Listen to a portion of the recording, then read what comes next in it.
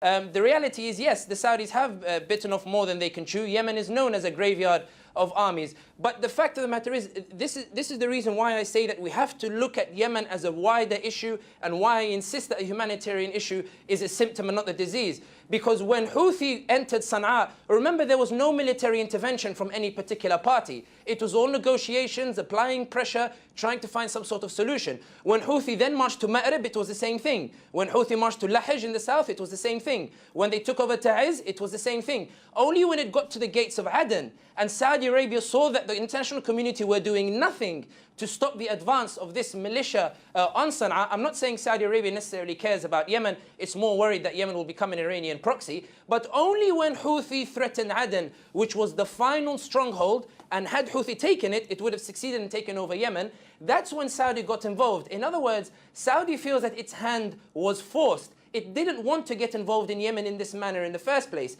And it is because of these airstrikes and because of its intervention that Houthi got driven back to Sana'a. As I said, the army has demonstrated its incompetence with regards to, and the proof of that is the incredible collateral damage and this horrible humanitarian crisis. When you talk about collateral damage, you're talking about innocent civilians being killed. I mean, this is a term that's mostly used by military officials.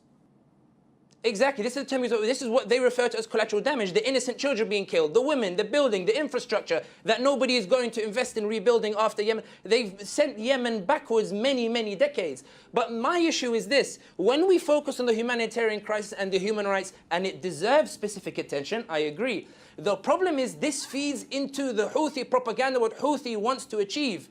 Houthi believes that this humanitarian crisis is in his favor.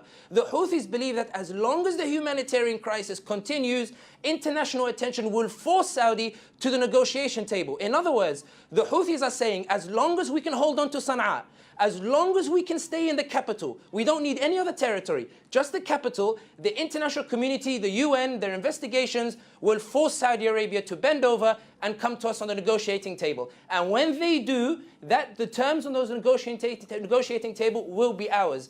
If the international community is concerned about the human rights, if they really want to deal with this humanitarian situation, I argue the solution is simple. Ask Houthi to leave Sana'a. Push Houthi out of Sana'a. Take away Houthi's power card. Force Houthi to the table as an equal member of the Nasirists, of the Islah Party, of all the Mu'tamar, of all the other different political parties. Because right now the balance is very uneven between Houthi and the parties. You need some sort of victory in order to solve this humanitarian crisis.